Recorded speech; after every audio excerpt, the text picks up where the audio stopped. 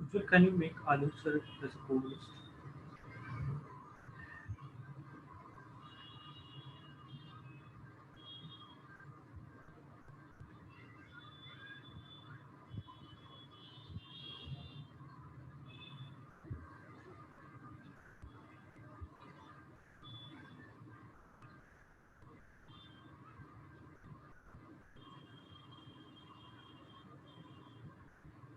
Hello all. So today's session is on SLCM for CS Executive Exam. It's taken by CS Alok sir. It's going to be starting in another 2 minutes.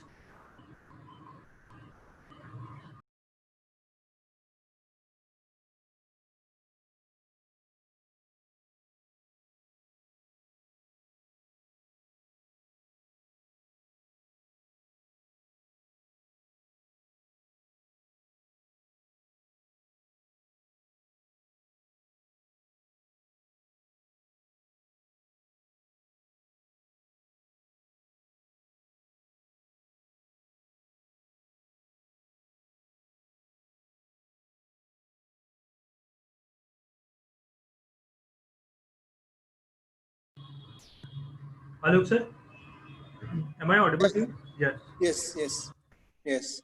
So if you can just elaborate in one line what is today's session is all about, so that we can start.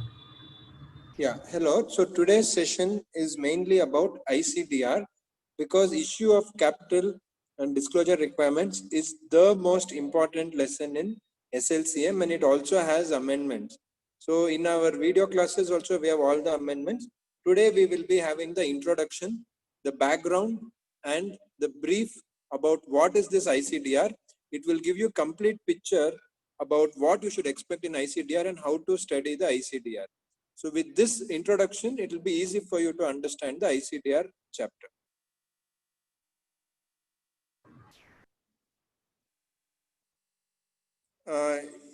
Can we start, Satyam, or is there anything else I have to tell? No, sir. Just we are starting. Just. Okay.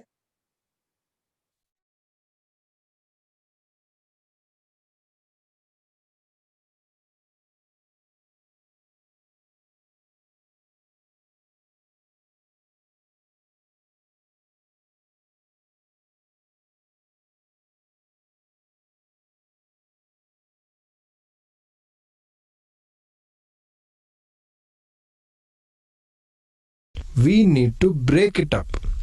We need to break it up piece by piece. See, even when you look at a big mountain, it looks, how will I climb this mountain to the top? But when you go step by step, step by step, step by step, step by step, one day you will reach the top. So we are somewhere here, okay?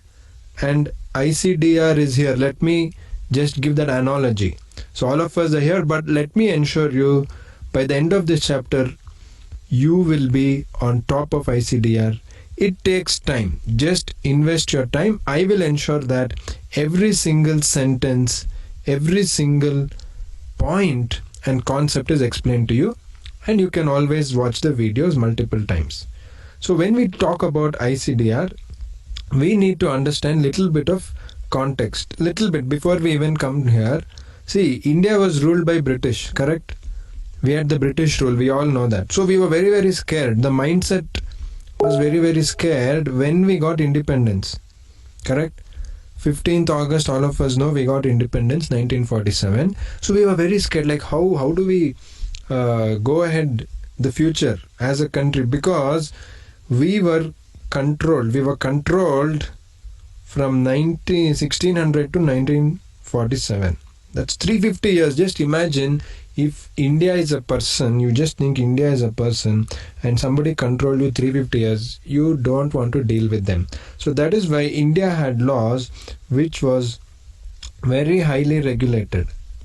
Laws were very highly regulated, and there was absolutely no scope. There was absolutely no scope for any sort of private companies and private sector. It was fully controlled, correct? Everything was government sector. So same way when we talk about companies, yes, we did have Tata, we had so many companies, but still the regulations were very, very strict for these companies, especially when we are looking at issue of capital. So that is the broad framework. Okay, you should please understand that. If you didn't understand, again you look at it. Then we'll go to SEBI ICDR. What is the context for this? I told you overall context with respect to Indian government, how they were very scared to give control to private sector. So that is why we had initially the Controller of Capital Issues Act 1947. So whenever any company wanted to raise capital, see, to do business we need capital. We studied right from 10th standard, correct? To do business we need capital. But to raise capital, when we talk about a company, especially when we talk about a listed company, this money should be safe, and most importantly, the company should not misuse the money. Company should not misuse the money. Company should not do fraud. Correct? This is the basic concepts we need to know very, very well. So to ensure that, what we have to know is very well that the fraud or misuse of this money should be avoided, and the only way to avoid it is the law. Correct? We have to have a strict law. And that is the what law we are studying now, SEBI ICDR Regulations 2018. But for it to come till 2018, we should know from 1947, Controller of Capital Issues Act 1947. This act was so strict that you could hardly raise capital. Means it was so difficult. It is like going somewhere and getting some treasure like that. So much difficult they made it. Then what happened? Till 1992, it was pretty much the same thing. They came up with guidelines for disclosure and investor protection, because end of the day, I've told you in this subject many times, I've told you, end of the day, what are we working for? We are all working for the same goal, which is investor protection. Protecting the investor becomes the most important goal for everything you study in this subject. Correct? So we had the guidelines for disclosure and investor protection on how to issue the shares. Okay. Next, the popular DIP guidelines came in 2000. You just see 1947 to 2000, there was not much change, but in business there was change, but the law, it did not change too much. So this was the disclosure and investor protection guidelines. We call it as DIP, short form. So this DIP guidelines was replaced again in 2009 because the law was changing, the market was changing, the need was changing. The need was completely different. It was more complex. So the old rules was not applying in the new environment. Correct? If I tell you, throw your mobile, start using typewriter, you'll say, are you mad? Correct? Because it is irrelevant today. Same way, in 2009, you cannot use Controller of Capital Issues Act 1947 or DIP Guidelines 2000 because so much changes happened. So we all know very well, 1991, what happened? The famous liberalization, privatization, globalization, Manmohan Singh, LPG, Narasimha Rao, we all studied very well in school, we wrote, we got marks and all. But you use that knowledge. Don't think that is something else, this is something else. Please remember one thing, everything is connected. Everything you study is connected and you have to connect it. When you connect it, your life will become easy. That is my suggestion to you. Yeah. So now what do? We got the guidelines for disclosure and investor protection 1992 after the LPG in 1991. So they made it little more liberal.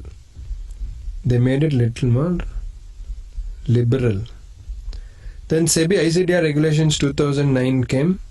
Even that was not sufficient. So in 2018, what happened? SEBI ICDR Regulations 2018 came into picture for all the matters relating to issue of capital and disclosure. So whenever you want to offer capital to the public, so that public can come and invest the money, you should make sure that investor protection is first priority.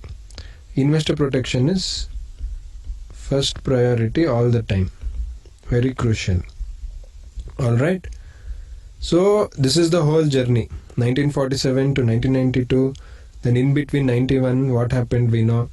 Then 2000 DIP guidelines. 2009 ICDR came. That was a complete shift. Then 2018 they felt even 2009 ICDR is not meeting the demand of the market. We need new changes for new demands.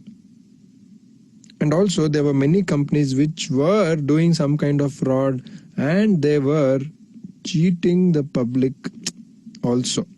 And there were also a lot of loopholes in the 2009, and also 2009 guidelines was little too complex. So many problems was there. That is the thing. So what they did, we'll understand the context again. See, it's very interesting if you learn it like a story. See, I'm telling you I told you when, from 1600 we were ruled. So our mindset will be like that. Then I told specifically about SEBI and how the controllers, see SEBI only was not there in 1947, obviously. 92 it came, SEBI. But before that, all these things happened. 1947, 1992, 2000, 2009, 2018. So like a story. So when you study like a story, it becomes very interesting, I'm telling you. So ICDR committee was formed in January 2017 to review the ICDR regulations of 2009. Correct? So we studied here, we had ICDR regulations 2009. So what happened? In 2017, government said, see, this regulations is having so many issues, let us review. Let us see, do we need changes? Basically, they are having a discussion. So they said to make the language of the law simple. That means 2009 regulations was very complicated. They want to make the language of the law simple and reduce the complex regulations. Reduce the complex regulations. Make the language of the law simple and reduce the complex regulations was the main idea why they wanted to review. Then to include new regulations, to get in new regulations which are required based on the market practices. Companies were doing some things which were borderline. We can't say completely it's not illegal. At the same time, we can't say completely legal. It is what we call gray area. So they are on the edge of the law. They're somehow escaping. So market practices were changing, market demand was changing, and the need for the companies was changing. So the government said we need new regulations. So let us review, and for this review we are going to have a committee. Correct? It's fairly simple for you. I'm sure you're understanding. And change in the regulatory regime. So not only the SEBI law, the other laws, I'm telling you, everything is connected. So you study in that law. Other laws started to change. So relating to that other laws, this 2009 regulation seemed to be old and it is not meeting the demand of other laws. For example, simple 2013 Companies Act came into picture. Companies Act 2013 came into picture. But we have ICDR regulations 2009. So it is not going to match. Correct? There will be some problems. So to match the 2018 regulations with Companies Act 2013 and many other regulatory regimes which were changing, they needed to what? You tell me. Review. Correct. They needed to review, and to review, who can review? They should form a committee. See, in government, for everything you should form committee. Simply you can't review. So that is what happened. So this is the, what we can say, the overview. So let's look at the learning objectives itself. Now that you understood, I will just go by the book. Everything we are going to cover, don't worry. India assured from a merit-based regime, that is Controller of Capital Act, to disclosure-based regime under SEBI. So we went from merit to disclosure-based regime. That is when SEBI came into picture. Everything was about disclosure and investor protection. Correct? Under CCI issue, size and price were approved by CCI after examining the various parameters and ratios. What is CCI? Competition Commission of India. You have an EBCL. So the Competition Commission of India used to make sure that they were telling the issue size and price, it was being approved because it should not have adverse impact on market. See how it is connected. The SEBI DIP guidelines 2000 were introduced by SEBI, which consist of serious provisions. Okay, so this series of provisions, actually they have to say here series of provisions. Therefore, the DIP guidelines needed to be strengthened and streamlined. So that time they made the 2009 regulations. So whatever needs were there, they made it more systematic in 2009. Further, SEBI, in order to align the provisions of ICDR with Companies Act, as I told you, and other regulations, notified the 2018 regulations. I already explained this to you. So they give guidelines to various conditions and procedures for raising funds from public. So basically you have a company, correct? To run the company needs capital. And who will give this capital? It is the general public who will give the capital. So all these people should give money to the company. All these people should give money to the company. And for that, you need proper rules, you need proper regulation, and most importantly, we have to ensure the safety of the investor, that is the general public. See, public. His safety is most important. All that we know, that is the main job of SEBI, to protect the investors, right? Keeping the above mentioned issue, this lesson is mainly talking about provisions of the SEBI regulations. Like what do we study? Prospectus, eligibility criteria. That means which company can offer shares and take money from public. Who can take money from public? Anybody can take? No, that is not possible. You should be eligible. For that eligibility, there are hundreds of rules. We'll come to that. Promoter contribution, how much it should be. What is the lock-in requirement for both promoters and public? That is what we study in brief. So what is there in this lesson? So we have introduction, types of issues, what are the kind of issues which the capital can be raised from, that is how can we take the money, meaning of the draft offer document, letter of offer, red herring prospectus, initial public offer, further public offer, eligibility requirements to be complied with IPO, general conditions. For FPO, what is the eligibility? How do we issue warrants? How do we issue the sweat equity shares? How do we issue SR equity shares? Filing of offer document. Then what is the special thing for further public offer? Lock-in requirements, minimum offer to public, fast track FPO, exit opportunity to dissenting shareholders. That is, people who don't agree to sell the shares, we have to give them an opportunity. What money we should give them. Then we go for eligibility of shareholders for availing exit offer price, what price we should give them exit offer. Then manner of providing exit to dissenting shareholders, maximum permissible non-public shareholding, how much is it, procedure for issue of securities, then our role of CS in this whole procedure. We study all this. Now let's go into the introduction. So broadly, we will be understanding pre-issue activities and post-issue activities. That is, before we issue any sort of securities and after we issue any sort of securities. That is before and after. So let's have a look at it. So the first thing we need to understand is the role in this ICDR is mainly all about coordination with different agencies. See, when you want to issue shares or securities, any sort of security, we know very well, correct? Section 2, subsection H is the definition for securities in Securities Contract Regulation Act. So when you go for any sort of securities, it's a lot of coordination with lot of agencies. So management of a public issue involves a lot of coordination, as I was telling you, and cooperation for number of agencies. That includes different people, like whom? Who are they? managers to the issue, underwriters, brokers, registrar to the issue, legal advisors, even somebody like printers, because you need to print the prospectus, you need to print the papers, so many things related to printing is there. Publicity advertising agents, financial institutions, auditors, government statutory agencies, that is our ROC, RBI, SEBI. So just have a look at it. There are 15 to 20 different agencies. It's so interesting. All of them, when they work together, we can go for a public issue. The whole process of issue of shares can be divided into two parts. That is pre-issue and post-issue. That is what I told you.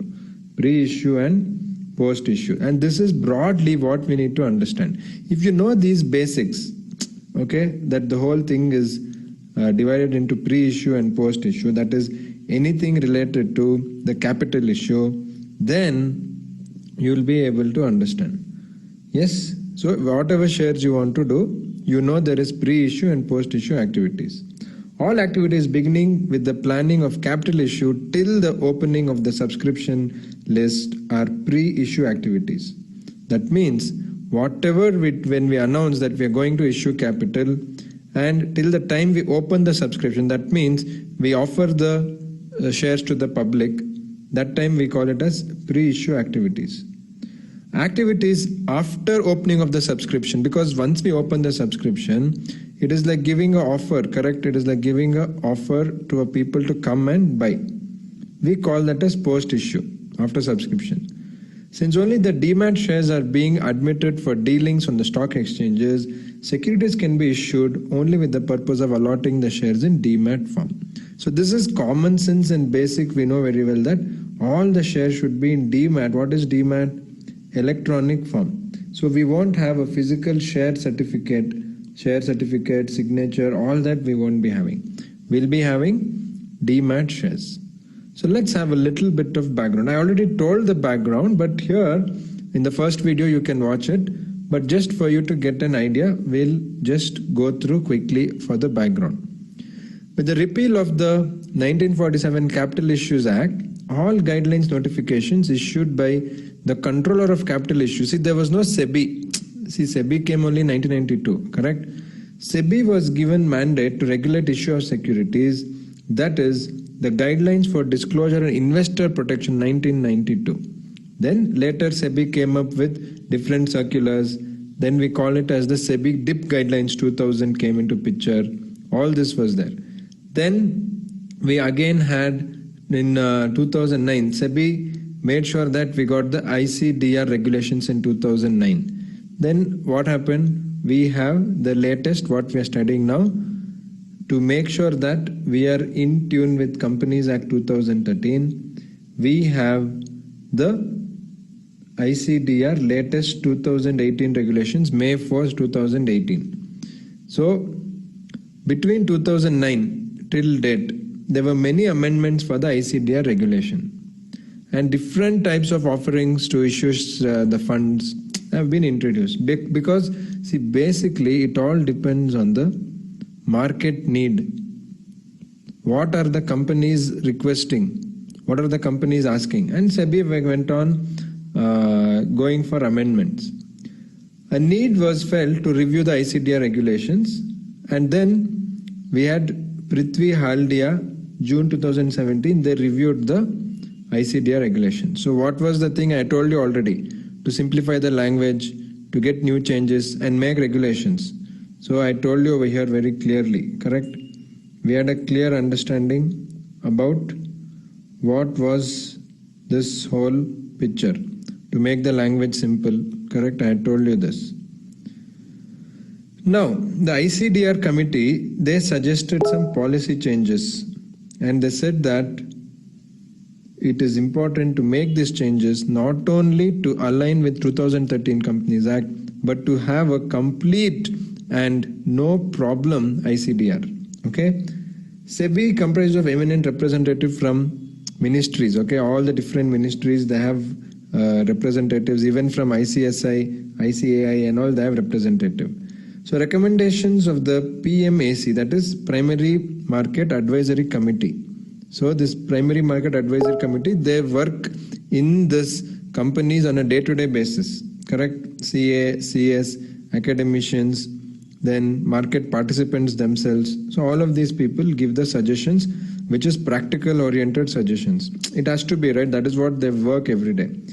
In addition to public consultation, draft regulations along with the key policy changes were also forwarded to the Ministry of Finance, Ministry of Corporate Affairs, RBI. So once they did this, they asked for review of these guidelines to all these authorities. You should just have information.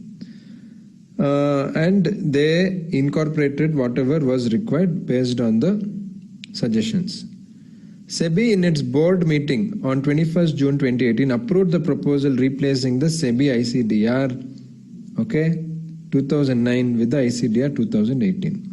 So June 21, we should not forget 2018. That is when finally ICDR 2018 came into picture. Yes. In continuation of the same, what SEBI did, which is effective 60th day of its publication of official gazette, the final ICDR came. So we have all things about IPO, rights issue, further public offer, preferential issue, then qualified institutional placement, IPO of depository participants, rights issue of IDR, IPO by small and medium enterprises, innovators growth platform, bonus issue, miscellaneous, all these things is part of the ICDR regulation 2018. So we need to understand we have totally 12 chapters. We have 12 chapters in ICDR. We should know that very well. So this is the brief overview. We understood, right? Coordination with agencies. We need to coordinate with different agencies. There are 15 to 20 agencies just for even one simple issue. And all this is where the role of company secretary also will come. That is why please understand these things very, very well. This is where you can really add value. So we have types of issues. What are the types of issues? IPO, FPO, rights issue, private placement, preferential allotment, qualified institutional placement. What is each one? We will go ahead. But first, primary market deals with those securities which are issued to the public for the first time. So what do you mean by primary market? So we always call it as something like initial public offer. That means there was a company which was, let's say, it's a public unlisted company. Okay. Then later they become a public listed company. So that process of unlisted to listed, when they're offering the shares to the public for the first time, we call it as IPO.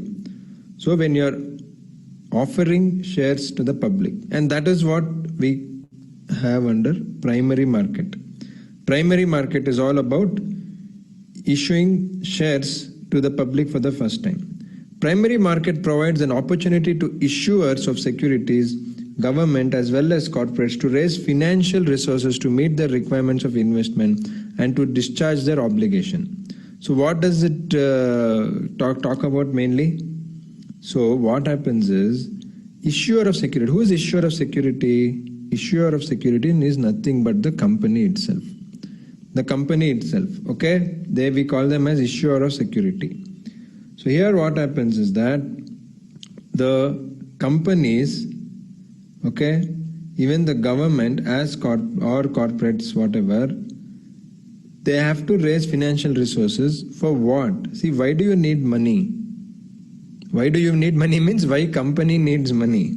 You tell, sir, I want car, I want, no. Why does the company need money? Okay. Mainly they'll have certain obligations which they want to meet.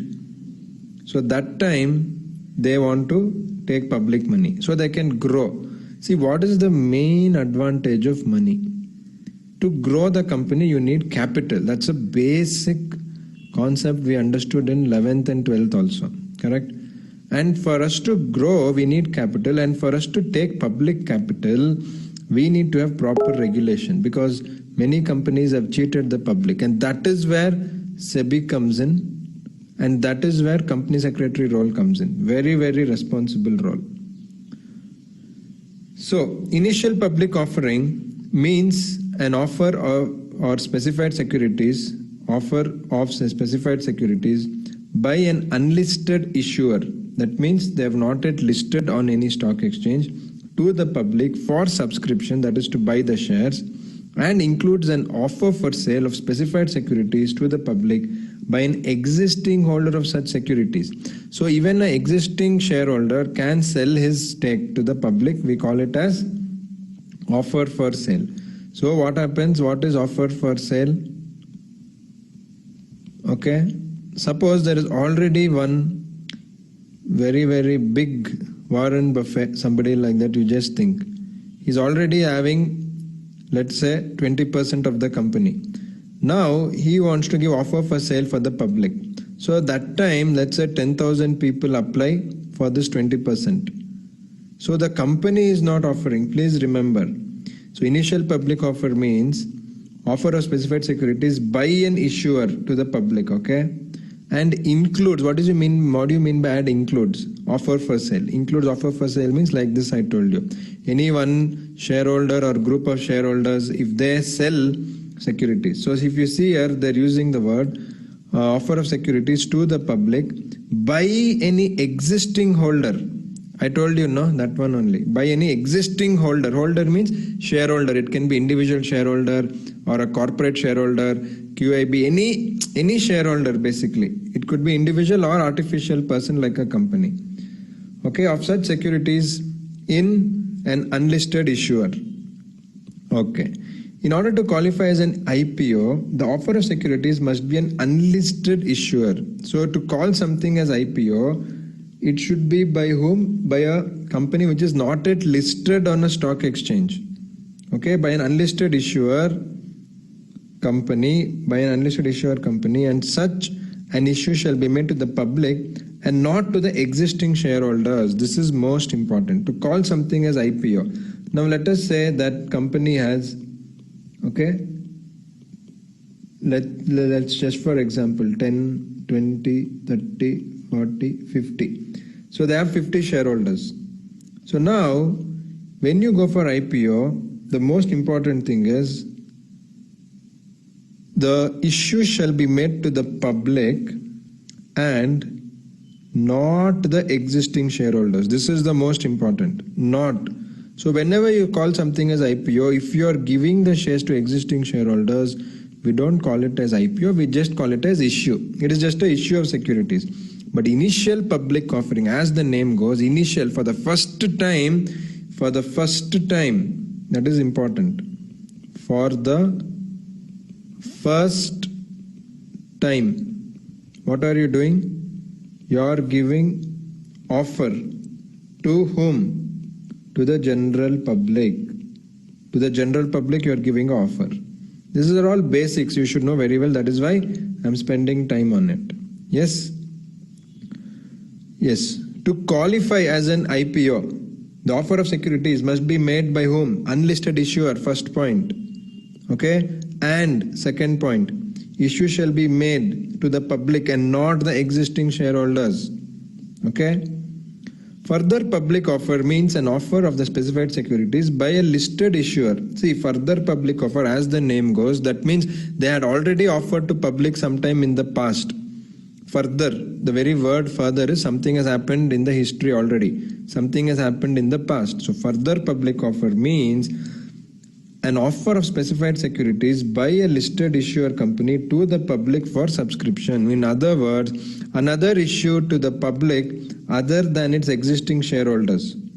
So, another issue to the public other than its existing shareholders or to a select group of persons by the listed persons is referred to as further public offer.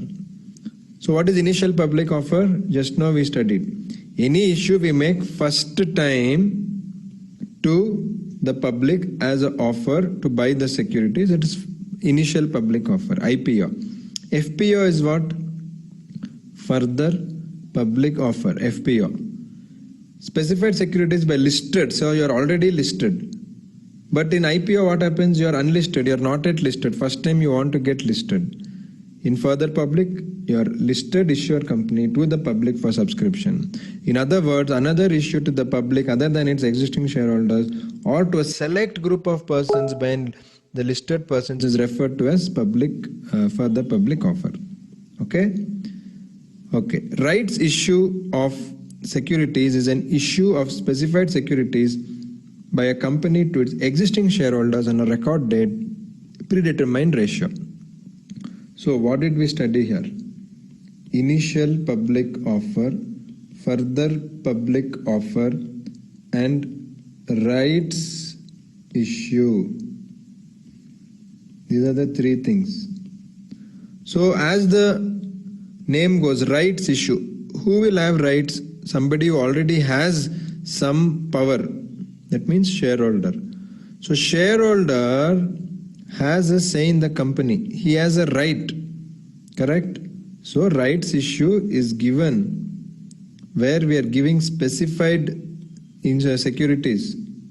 To whom? To whom are we giving? Most important. To existing shareholders. Whom are we giving? Existing shareholders. And how are we giving? See, you should always ask questions. To whom are we giving? Existing shareholders. How are we giving? At a predetermined ratio. Whom? Existing shareholders. How? Predetermined ratio. So we call it as rights issue. So IPO, FPO and rights issue. Then we have one more thing. Private placement. Private placement refers to an issue where an issuer makes an issue of securities to a select group of persons not exceeding 200 and which is neither rights issue nor public issue. So private placement, we'll call it as PP. Private placement is how many people? Maximum 200. It's not rights issue, it's not a public issue. It's a private placement for select group of people. Okay. We'll study that in detail as we go further. Now what are we doing? We are just trying to understand IPO, FPO, rights issue, private placement. Okay, we did this. Then preferential allotment, qualified institutional placement. Preferential allotment refers to an issue where listed issuer issues shares or convertible securities to a select group of persons in terms of the provisions of ICDR 2018. It is called as a preferential allotment.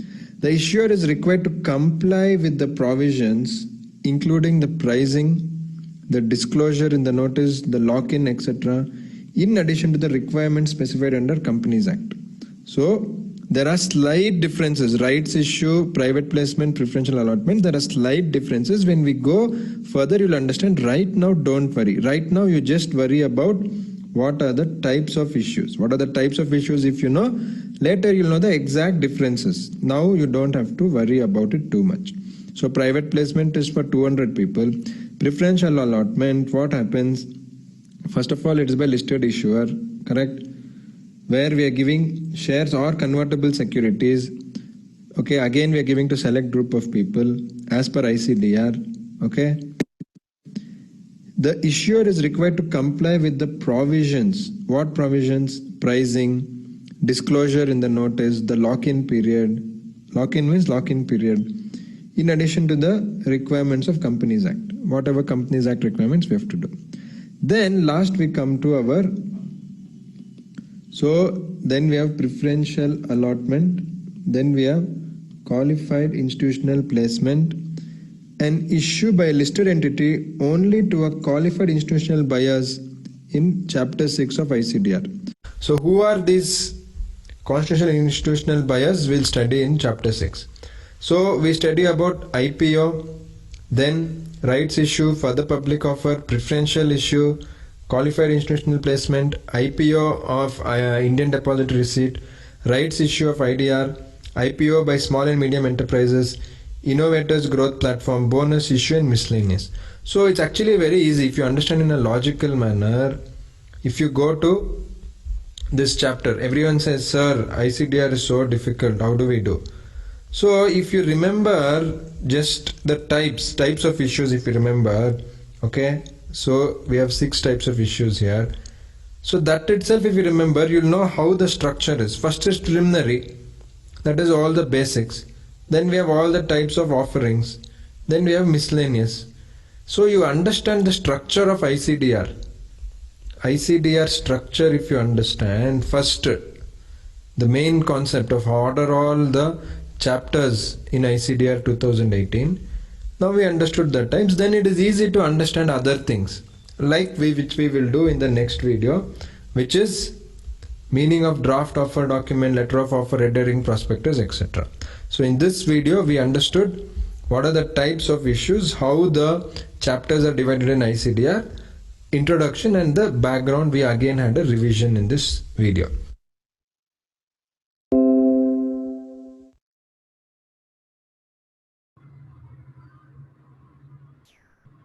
So as we go through with this session, do you guys have any questions regarding this session? So you can ask directly look in chat box. Either you can raise your hand if you want to directly communicate.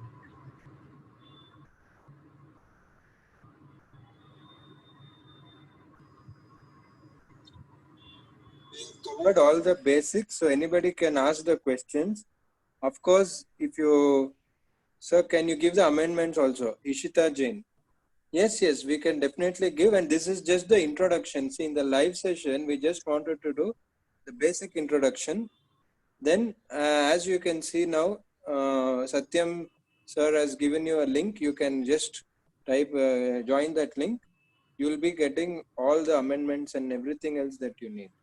Complete support will be given. I have chatted you this Telegram link and our WhatsApp group for CS executive exam, so you can join there. And further, if any, of course, Alok sir is going to take sessions for other subject as well for your CS this CS executive exam. So we will notify through this channel. So I guess no more questions we have right now. So we are closing this today's session now, and we'll connect with you guys on the same time for CS executive exam at 6:30 p.m. day after tomorrow on Saturday. Thank you, sir. Thank you, everybody. Thank you very much. Thank you. Thank you.